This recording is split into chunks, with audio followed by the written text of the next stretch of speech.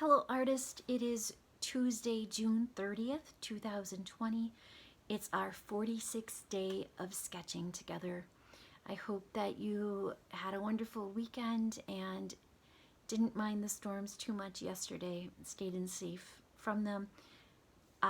Today we are working with the theme number 27 off of our list. It is Draw Sadness. Now sadness is a really tough thing to think about and might consume a lot of our thoughts from time to time. And so I really wanted to include it on our list because it's something we don't talk enough about. And there have been other prompts on our list that have touched on those emotional pieces, being alone and isolated, those kind of ideas. But I really wanted to talk about sadness as well because it's something that affects each of us as humans. And certainly now in the last months, it's affected us a lot, I'm sure. So first thing, again, I wanted to share with you the friendship line. And I hope that is not backwards for you. I hope you're seeing that right. It's 1-800-971 0016. It's that crisis line or warm line, friendship line for anyone 65 and older who would like to call and have someone to talk to. So if you're feeling alone, if you're feeling scared, if you're feeling sad, if you're feeling bored, whatever it is you're feeling, you can call and talk to them about it.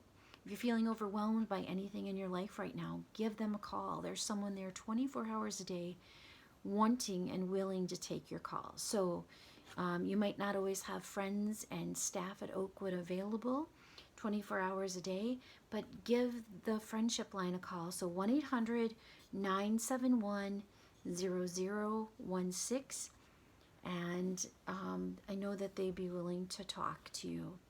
And I would be as well. So remember, my number is 230-4324. I think I'm having some phone issues right now, but call, and if you can't get through, send me an email if you can, jennifer.bethel@oakwoodvillage.net, and I'll see if I can get my phone issues resolved yet this week, because your calls really matter, and so I don't want to be missing them if you're calling.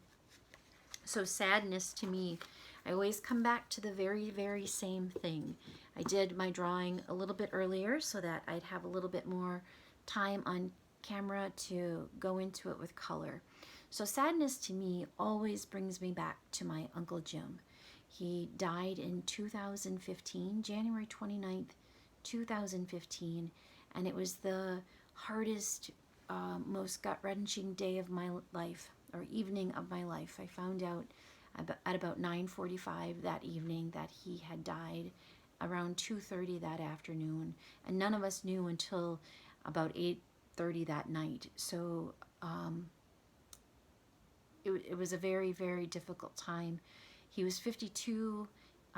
We thought we'd have the rest of our lives together with him. And so when I think about sadness, I think about him and how terrible it has been to be without him all these 5 years. And I've talked about him before, and I've talked about in these videos, and I've talked about how it's blissfulness when I forget that he is gone.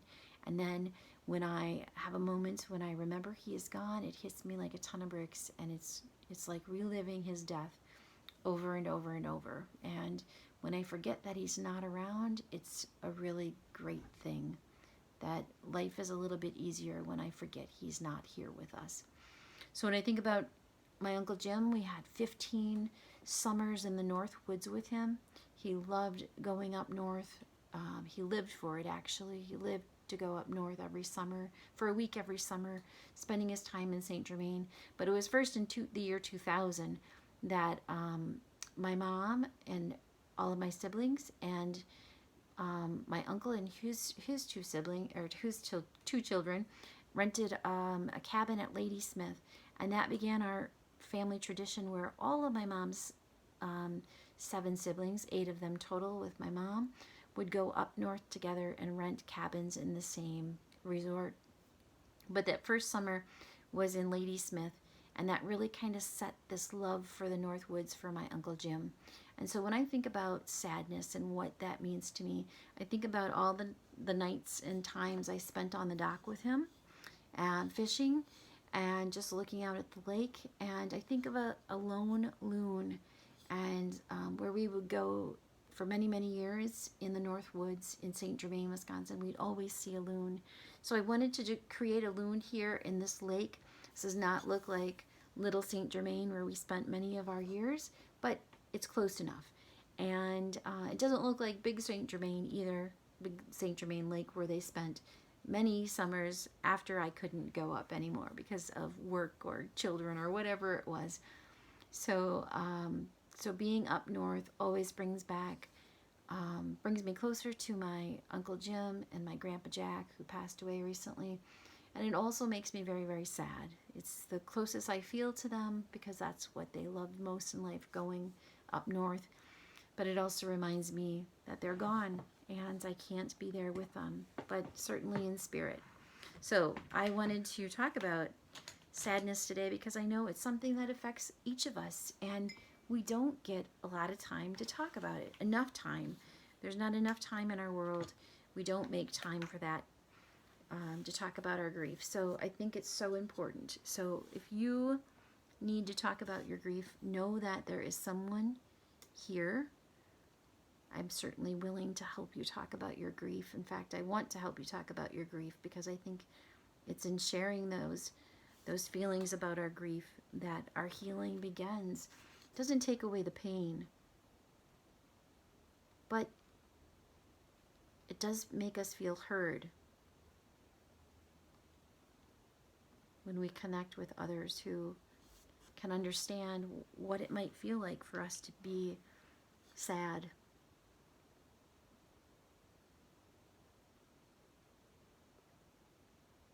So I'm just starting the details of my loon.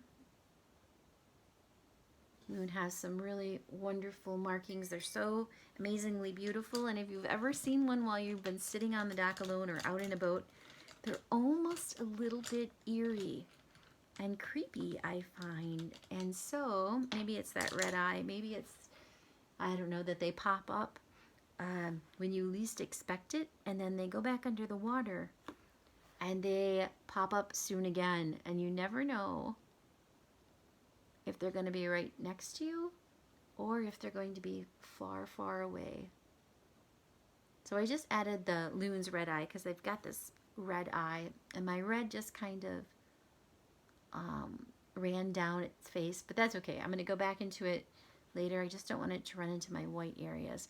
So I'm going to stop with the loon at that point because I realize I'm going to need to go in with a really fine detail pen or marker to get some of that detail I'm not going to be able to get with my brush. I don't have a very small brush today, so it's going to be a little bit more difficult. This is a really, for me, this is a really quick process piece. I spent about 10 minutes drawing it, and I really just wanted to get that sentiment of being up north on a lake and just remembering my Uncle Jim and all the things he loved so much in life. And it wasn't even, I don't think it was even up north that he loved so much. It was being with his family, all of his family, all of his nieces and nephews and his brothers and his sisters, and all of the amazing times that he had up there with all of us and us with him. He once went down to the lake, and he had brought this new cooler that nobody knew about. It looked like a bobber. You might have seen them before. So a big cooler that looks like a bobber, red and white bobber. And he yelled from the bank of the lake, "Casting!" and threw that bobber down into the lake where everyone was fishing. And you think that might upset some fishermen to disturb their fishing like that, but everyone found it very, very hilarious that he would throw a gigantic bobber into the lake. And only he would think of doing such a thing. So there were always lots of good times and lots of jokes when Jim was around. His favorite joke was to tell the kids up north, the nieces and nephews, Pete and Repeat were in a boat. Pete fell out, and who was left? Repeat, of course. Okay, Pete and Pete were in a boat, and Pete fell out. Who's left? Repeat. Okay, Pete and Repeat are in a boat, and Pete falls out. Who's left? And you get how it's going to keep on going. Well, he loved to tell that joke, and he loved when there was some young kid who had never heard that joke before. And unfortunately, my daughters were so young when he passed away, they never got to hear Jim tell that. Zoe was just a baby. She was 1, and Bronte would have been 4. So they were really young, and they don't probably have any real good memories of Uncle Jim, their great Uncle Jim. But I do have this wonderful picture I took one time at my grandparents' of Jim holding Bronte, and it's a really treasured picture in my family because it was just such a wonderful moment where this little kid got to be held by her great uncle. Okay, so now that I'm working on the dock, I'm going to add a little green to my trees. I'm wondering what you're painting and what you're thinking about today. What kind of sadness, what makes you sad, and what do you think when you think about sadness? Is it something you let yourself feel? I think I like to feel sadness sometimes. It reminds me of all the things that I've felt in my life and the love that I've had for someone. So while some people are really troubled by sadness and want to avoid it at all costs, I kind of welcome it sometimes because it reminds me. It reminds me to feel, it reminds me to take time and remember. So I hope you too will take time to let yourself think about sadness.